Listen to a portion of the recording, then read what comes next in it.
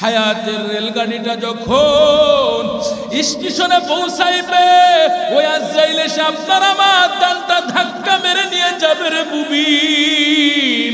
যখন আপনার আমার জানটা ধাক্কা মেরে নিয়ে চলে যাবে রে যুবক ভাই, চারিকোলে খবর পৌঁছাইবে আব্দুর রহিম আব্দুল করিম নাই, আপনার আমার সন্তান।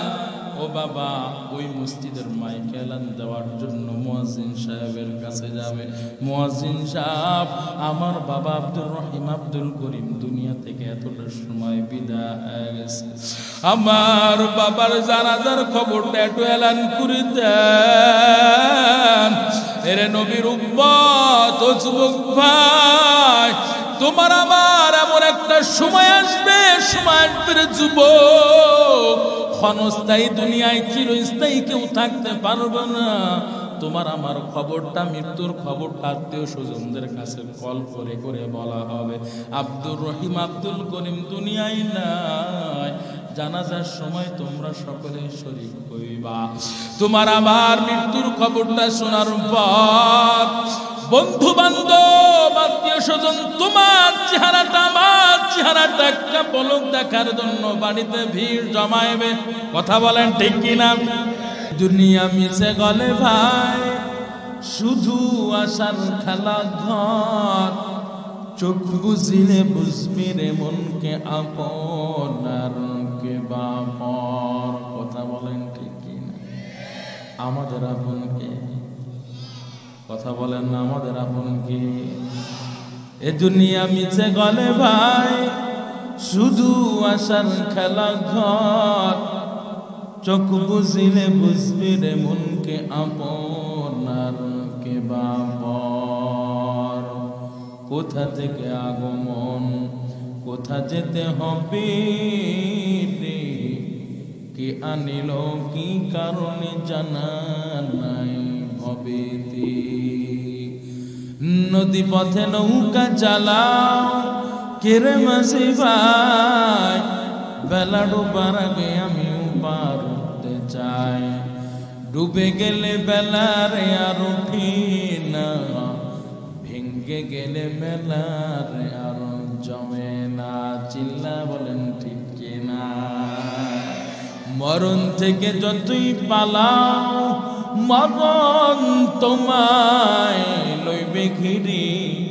যদিও সুদূর আকাশ পরে লোকাও সেটাই লাগিয়ে সিঁড়ি। আইনা মা তাকুনু ইউদরিকুমুল মাউতু ওয়ালাউ কুনতুম ফি বুরুজিম মুশাইয়াদা। পাগল মন আমার তুমি কারলা, ঘিয়া করলা রে সুখের ঘর। পাগল মন আমার তুমি কারলা, ঘিয়া করলা রে বাড়ি ঘর। উপর তলায় বাতি জলে, উপর তলায় বাতি জলে, নিস্তলাতে অন্ধকার তুমি কারলা, গিয়া করলা রে বাড়ি ঘর। পাগল মন আমার তুমি কারলা, গিয়া করলা রে সুখের ঘর।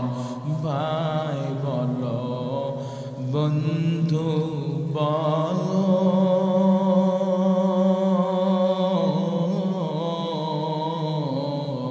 নাই তো কেউ আপন তোমার। জবান খুলে বলেন ঠিক কিনা? আমাদের আপন কে? আর একটু আওয়াজ করে বলেন আমাদের আপন কে? ভাই বলো বন্ধু বলো,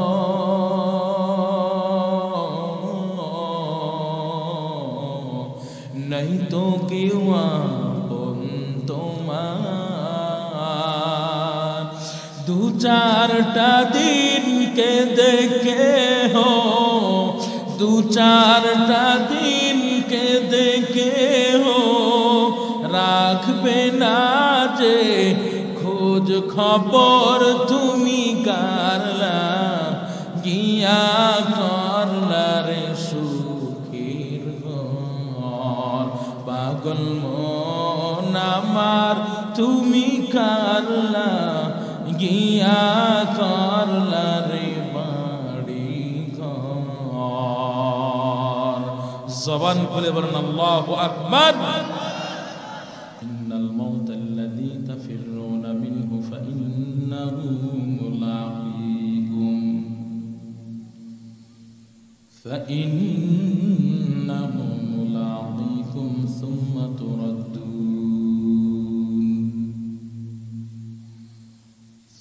তুরাদ্দুন ইলা আলিমিল গায়বি ওয়াশ-শাহাদা,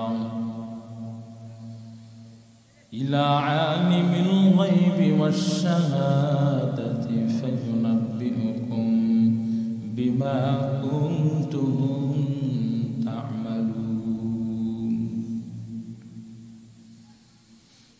ইলা আলিমিল গায়বি ওয়াশ-শাহাদা والشهادة فينبئكم بما كنتم تعملون। بها قرآن كلامullah শোনো قديم अस्ति আল্লাহ পাক রব্বুল আলামিন পয়গম্বরকে জানায়া দেন, ও পয়গম্বর আপনি আমার উম্মতদের, আপনি আপনার উম্মতদের মাঝে আপনি মেসেজ দিয়া দেন, আপনি আমার বান্দাদেরকে জানায়া দেন গো পয়গম্বর, ও মায়ার নবী আপনি আমার বান্দাদের মাঝে সতর্কর বাণী পৌঁছাই দেন। আমার কোন বান্দা দুনিয়ার জমিনে সারা জীবন ক্ষণস্থায়ী, দুনিয়ায় চিরস্থায়ী কেউ থাকতে পারবে না। আমার ওই বান্দাদেরকে জানিয়ে দেন, আমার বান্দারা দুনিয়ার জমিনে যাওয়ার পর দুনিয়ার নাজ নিয়ামত পেয়ে আমি আল্লাহকে ভুলে গিয়েছি। শুধু এতটুকুই না, বরং আমার বান্দার যে মৃত্যু হবে এই কথাটাও পর্যন্ত আমার বান্দা ভুলে গিয়েছে। যার ফলে আমার বান্দা দৈনন্দিন সেকেন্ডের গতিতে নাফরমানি করে। আমার বান্দার অন্তর যদি মৃত্যুর ভয় থাকতো, মৃত্যুর কথা যদি আমার বান্দার মেমোরিতে সব সময় জাগ্রত থাকতো, আমার বান্দা গুনাহের কাছে এক পাও আগাইতে পারতো না। কথা বলেন ঠিক কিনা? আল্লাহ পাক জানায় দেন পয়গম্বর আমার বান্দারা মৃত্যু থেকে পলায়ন করতে চায়, আমার বান্দারা মৃত্যু থেকে পলায়ন করতে চায় কিন্তু পারবে না। আমি আল্লাহ আমার বান্দার যে হায়াতটা আমি আল্লাহ নির্দিষ্ট করে দিয়েছি, হায়াতের রেলগাড়িটা যখন স্টেশনে পৌঁছায় যাবে, আমি আল্লাহর পক্ষ থেকে আজরাইল চলে গিয়ে ওই বান্দার জানটা ধাক্কা মেরে নিয়ে চলে আসবে। এর নবীর উম্মতের দল, মৃত্যু এমন একটা সত্য বাস্তব বিষয়ের যুবক, কেমন সত্য বিষয়।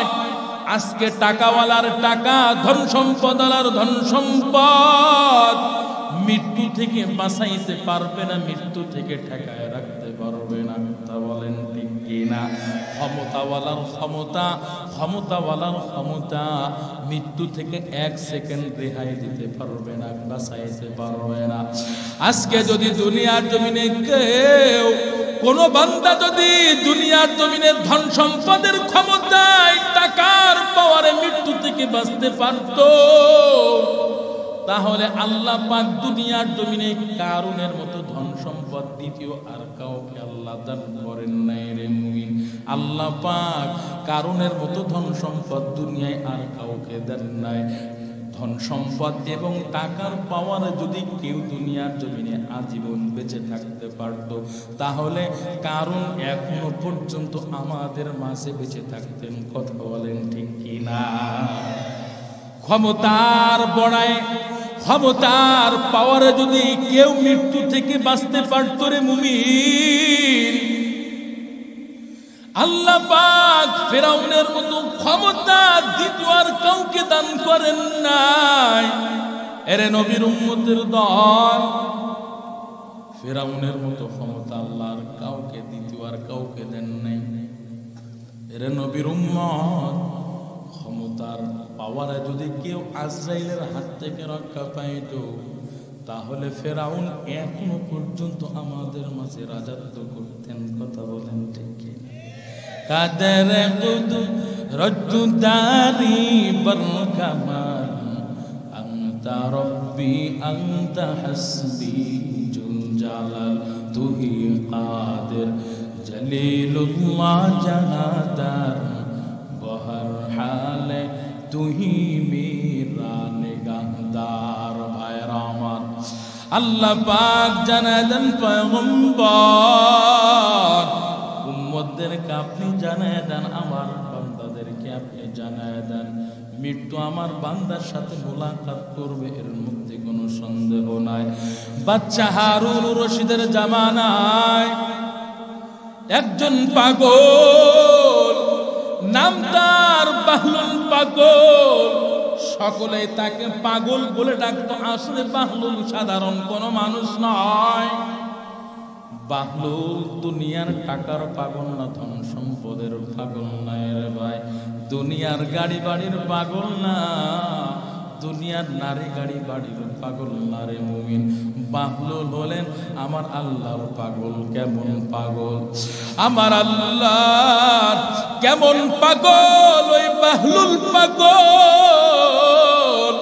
এরে নবীর উম্মত, বাহলুল পাগল মধ্যে মাঝে কবরস্থানের মাঝখানে যাইয়া গুন গুন গুন গুন করে, কি জানি আওয়াজ দেয়।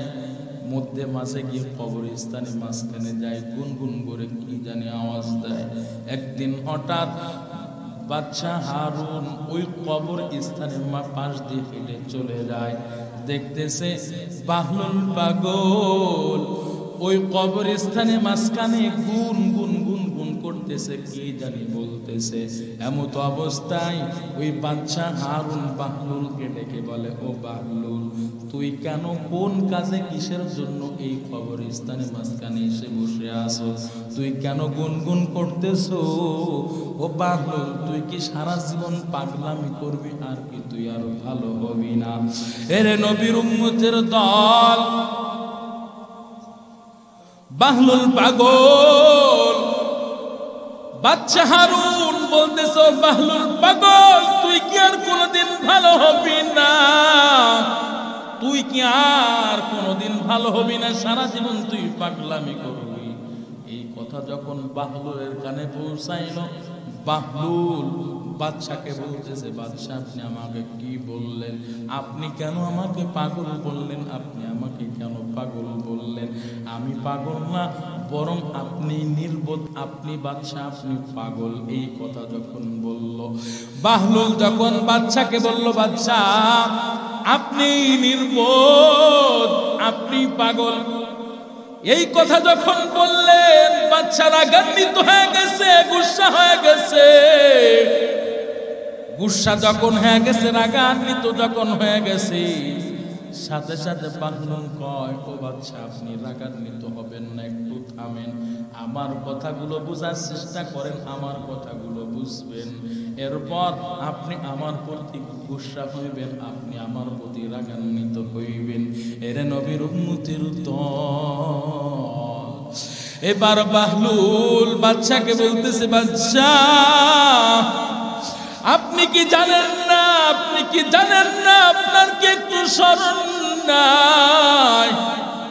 আপনার এই রাষ্ট্রীয় ক্ষমতা, আপনার এই রাজপ্রাসাদ, আপনার এই বড় বড় বিল্ডিং অট্টালিকা তো আপনার আপন ঘর না, আপনার নিজস্ব চিরস্থায়ী ঘর না। আপনার এই ক্ষমতা, আপনার এই রাজত্ব, রাষ্ট্রের ক্ষমতা আপনার তো স্থায়িত্ব না বাচ্চা।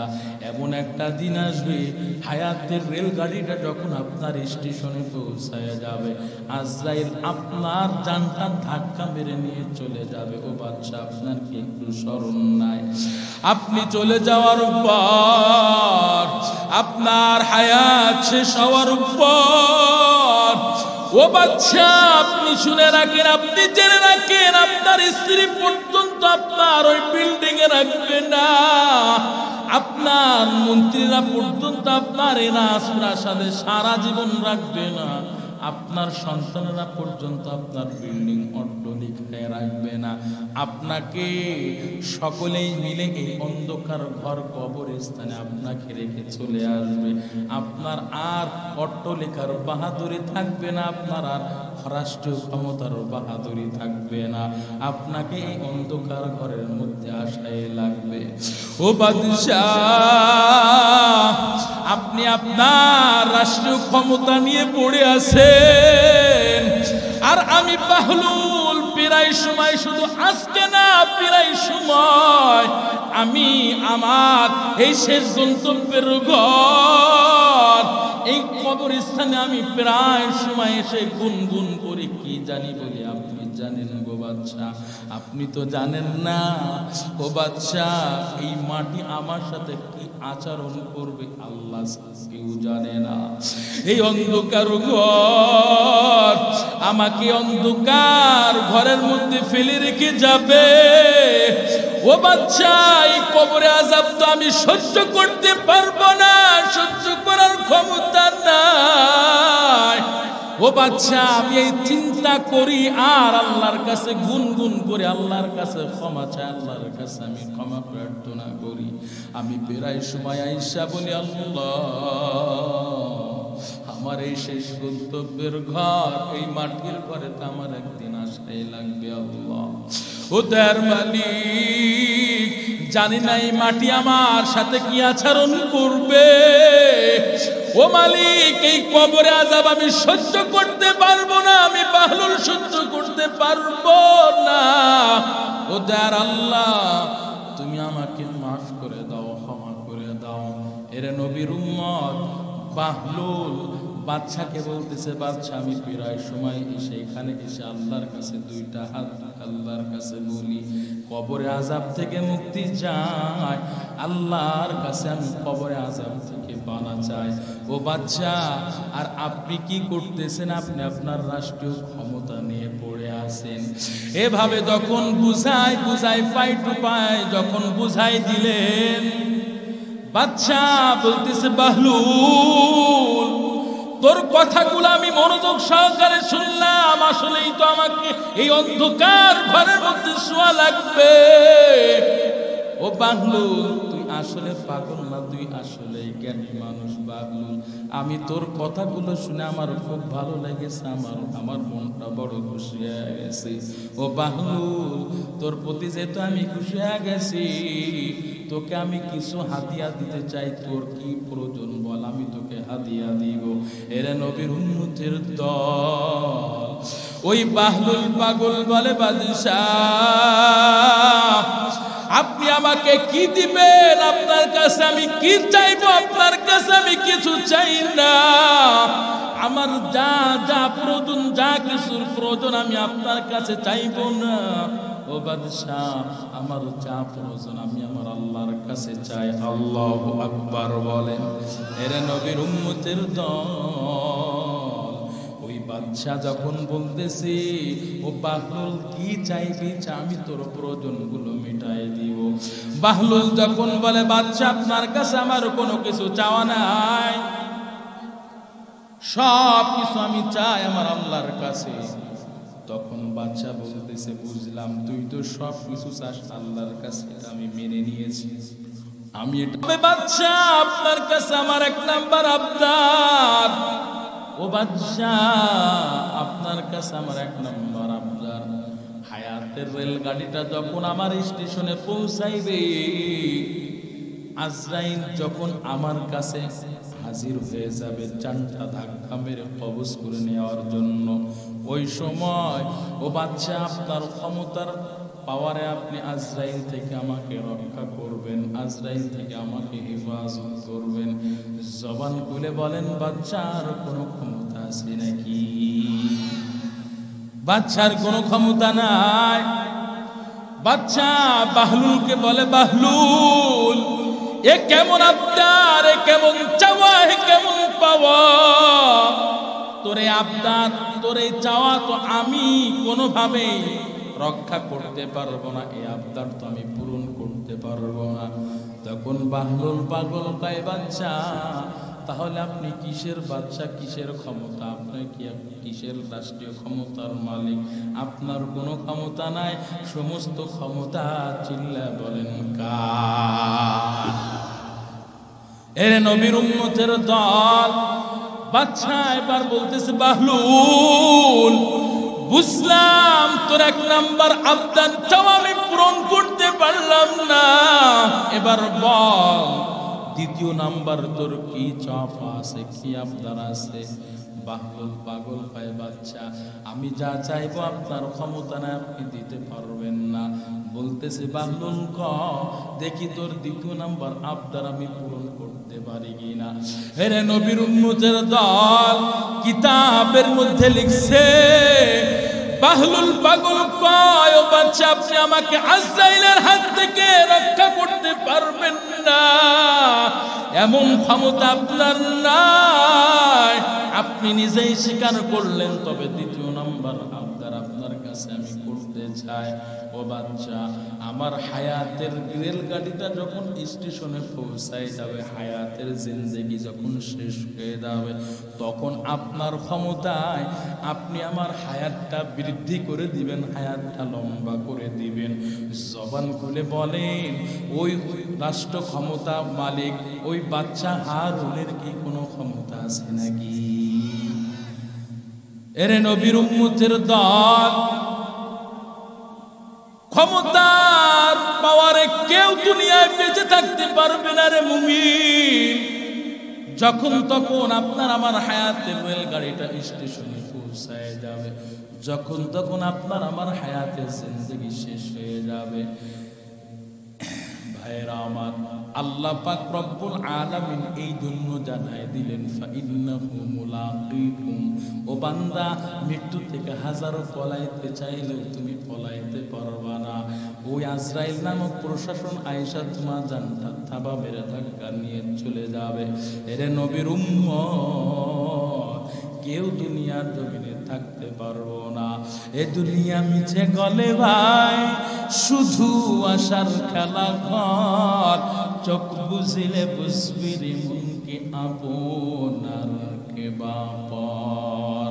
কোথা থেকে আগমন, কোথা যেতে হবে রে, কি আনিল কি কারণে জানা নাই ভবিতি। নদী পথে নৌকা চালাও কেরে মাঝি ভাই, বেলা ডোবার আগে আমি উপার হতে চাই।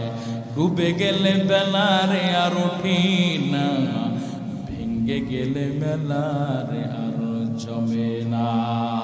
মরণ থেকে যতই পালাও, মরণ তোমায় লইবে ঘিরি। যদিও সুদূর আকাশ পরেও লোকাও সীতায় লাগিয়ে সিঁড়ি। জবান খুলে বলেন, আমাদের জন্য আপন কি? আর একটু আওয়াজ করে সবাই জবান খুলে বলেন, ঈমানের পাওয়ার নিয়ে উচ্চ কণ্ঠে বলেন, আমাদের জন্য আপন কে? ইন্নাল্লাযীনা ক্বালু রাব্বুনাল্লাহ সুম্মা ইসতাকামু ফালা খাউফুন আলাইহিম ওয়ালা হুম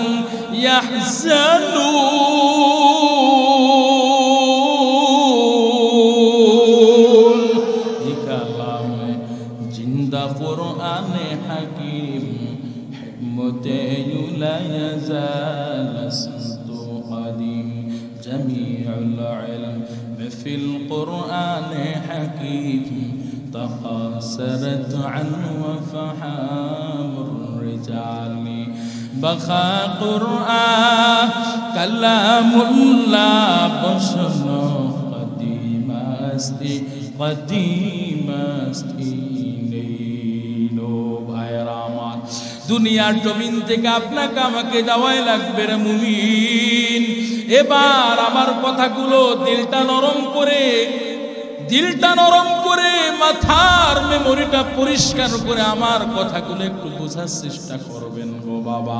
ও যুবক ভাই আপনারা যারা আছেন আমি আপনাদেরকে বলবো, ও যুবক ভাই দিলটা নরম করে দেখেন আমার কথাগুলো আপনার বাস্তবতার জীবনে মিলে কিনা একটু দেখেন, আমার কথাগুলো একটু খেয়াল করে দেখেন, একটু আমলের নিয়তে আমার কথাগুলো দিলটা নরম করে শোনার চেষ্টা করবেন। হায়াতের রেলগাড়িটা যখন স্টেশনে পৌঁছাইবে ওই আজরাইল এসে আপনার আমার জানটা ধাক্কা মেরে নিয়ে যাবে রে মুমিন।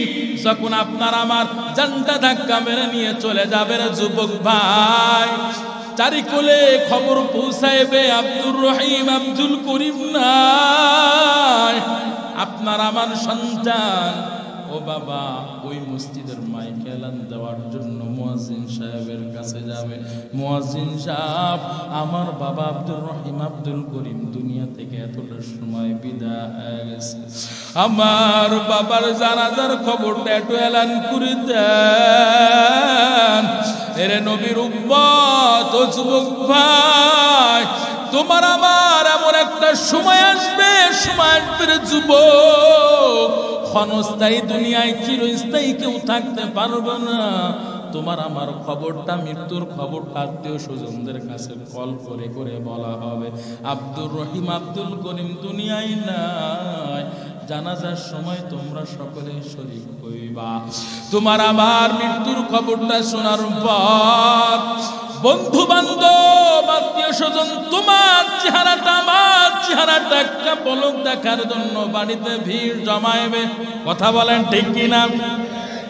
বাড়িতে ভিড় জমাইবে, তোমাকে আমাকে একটা পলক দেখার জন্য চলে আসবে।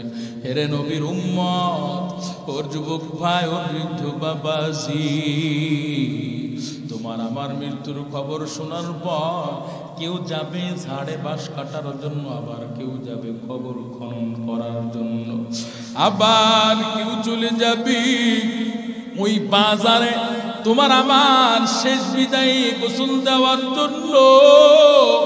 গরম পানি করবে তোমার আমার জন্য, বাজারে চলে যাবে ভালো সাবান আনার জন্য, সুগন্ধিযুক্ত সাবান করার জন্য চলে যাবে। আবার কেউ তোমার আমার জন্য বাজারে যাবে ওই কাফনের কাপড় ক্রয় করার জন্য চলে যাবে। শেষ বিদায় দেওয়ার জন্য সকলেই প্রস্তুতি নিবে। যেই স্ত্রীর সাথে সারা জীবন সংসার করলাম ওই স্ত্রী পর্যন্ত তোমাকে আমাকে 5টা মিনিট ঘরে রাখতে চাইবে না রে বৃদ্ধ বাবাজি। ও যুবক ভাই তোমাকে আমাকে 5টা মিনিট কেউ ঘরে রাখতে চাইবে না। তাড়াতাড়ি ওই অন্ধকার ঘরে রেখে আসার জন্য সকলে ব্যস্ত হয়ে যাবে রে বাবা। দুনিয়ার জমিন থেকে তোমার আমার বিদায় হওয়ার পর জানাজার ব্যবস্থা করা হবে। জানাজা দিয়া আর কেউ 1টা মিনিট রাখতে চাইবে না, সাথে সাথে অন্ধকার ওই ঘর কবরস্থানের দিকে রওনা দিবে। আপন আত্মীয় স্বজনেরা ওই অন্ধকার ঘরের কিনারায় চলে যাবে। এরে নবীর উম্মত, বন্ধু বান্ধব আত্মীয় স্বজন তোমাকে ওই অন্ধকার ঘরে শোয়ানোর জন্য কবরের মধ্যে নেমে যাবে। কবরের মধ্যে সুন্দর করে শোয়াইয়া কিবলার দিকে মাথাটা রাইখা আর কেউ 5টা মিনিট থাকতে চাইবে না। ওই অন্ধকার ঘরের মধ্যে তোমার সন্তান তোমার আপন হবে না। ওই অন্ধকার ঘরের মধ্যে ভালো বিছানা নাই, ওই অন্ধকার ঘরের মধ্যে বাতিও নাই, এসিও নাই। ওই অন্ধকার ঘরে বন্ধু বান্ধব আত্মীয় স্বজন কেউ তোমার সঙ্গে হবে না। এরে নবীর উম্মত ও বৃদ্ধ বাবা আসি ও যুবক ভাই, আমার কথাগুলো দেখেন একটু আপনার জীবনের সাথে মেলে কিনা, একটু দিলটা নরম করে আমার কথাগুলো একটু আল্লাহর রাস্তে শোনার চেষ্টা করেন। এরে নবীর উম্মত, ওই অন্ধকার ঘরে শুয়াইয়া কিবলা দিকে মাথা রাখা আর কেউ থাকবে না।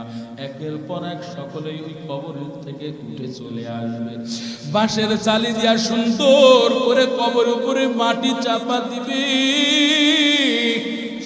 মাটি চাপা দেওয়ার পর আর কেউ থাকবে না, কেউ থাকবে না। বন্ধু তার বন্ধুকে এটাই প্রমাণ করে দিবে, বন্ধু তোমাকে অন্ধকার ঘরের মধ্যে রেখে গেলাম গো বন্ধু, এতদিন তোমার আমার সাথে সম্পর্ক ছিল, এখন আমি তোমার আপন কেউ না। আত্মীয় স্বজন এটাই প্রমাণ করে দিবে, আত্মীয় স্বজন এটাই প্রমাণ করে দিবে, এতদিন তুমি আমাদের আপনত্ব ছিলা, আপনত্ব শিকারে আত্মীয় ছিলা, এখন আমরা তোমার আপন কেউ না। ওই সন্তান বাবাকে এটাই প্রমাণ করে দিবে, বাবা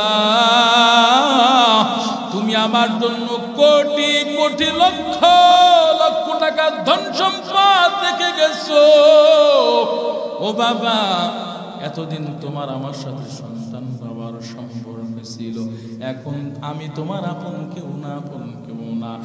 জবান খুলে ঈমানের পাওয়ার নিয়ে উচ্চ কণ্ঠে সকলেই বলবেন, কেউ জবান বন্ধ রাখবেন না, কেউ জবানটা বন্ধ রাখবেন না, আল্লাহকে সাক্ষী রাখার জন্য বলবেন। এরে নবীর উম্মত, ওই অন্ধকার ঘরে যখন সকলেই ফেলে রেখে একে একে বিদায় হয়ে যাবে, আপনার আমার জন্য আপন হবেন কি? আর একটু আওয়াজ করে বলেন, আপনার আমার জন্য আপন হবেন কে? हकीकत से तू दुनिया बेखबर है, दुनिया की नुमाइश पर नसर है। नबी गोया कि अज दुनिया जुदा बाश बहर कारे के बाशी खुदा बश, जिसते दुनिया अज खुदा का फिन बुदा निकमाशुन ग्रह पर जिंदुजान आबदर किश्ती हालाके किश्ती अस्ताब अंदर ज़ेर किश्ती कुश्तिया